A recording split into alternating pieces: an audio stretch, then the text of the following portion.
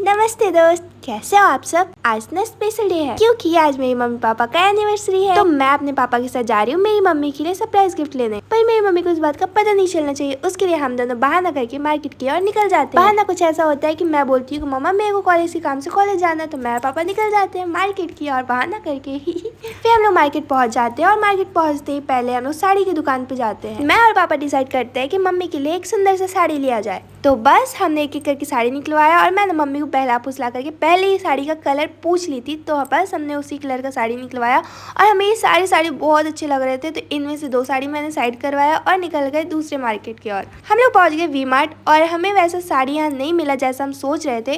तो बस हमने यहाँ से निकल गए दूसरी दुकान की ओर क्योंकि यहाँ पे वैसे साड़ी थे ही नहीं गाइस। तो हमेशा की तरह जब काम लगता है तभी लेट होता है। हम लोगों को इतना ज़्यादा भीड़ का सामना करना पड़ा। फिर हम लोग पहुँच गए दूसरी दुकान पर और यहाँ पे भी कुछ साड़ी पसंद आया बट वैसा नहीं।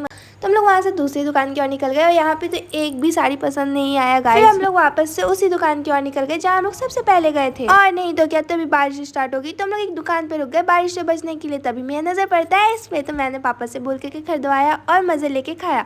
तभी बारिश और तेज हो गई गाइस। ये तो बारिश रुकने का नाम ही नहीं ले रहा है और हम लोग काफी लेट हो चुके थे। मम्मी बार बार फोन कर रही है कि बेटा तुम्हारा काम हुआ कि नहीं हुआ कि नहीं। तो हम लोग बहाना किए जा रहे नहीं मम्मा नहीं, और मैं बस खा ही रही थी। फिर हम लोग गए फोन की शॉप पे जहाँ फोन ठीक होता है क्योंकि मेरी मम्मा का फोन खराब हो चुका था, ऑन ही नहीं हो रहा था। तो हम लोग बस फोन याद दिए, अंकल बोले कल आकर के ले जाना।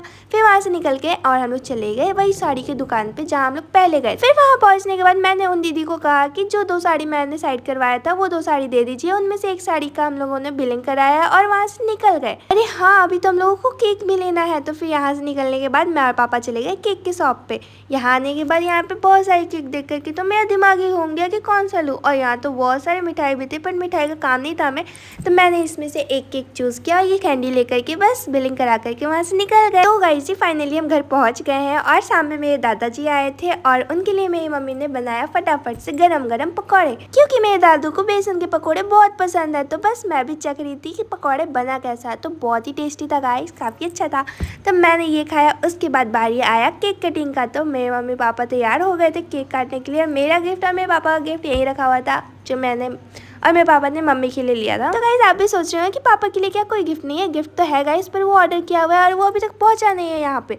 तो बस उसके बाद क्या था, पापा मम्मी ने केक काटा और एक दूसरे को खिलाया, फिर मुझे भी खिलाया। आज के दिन हमारा कुछ ऐसा बीता। तो गाइस ये कैसा लगा आपको मेरे ब्लॉग कमेंट करके ज़रूर बताइएगा।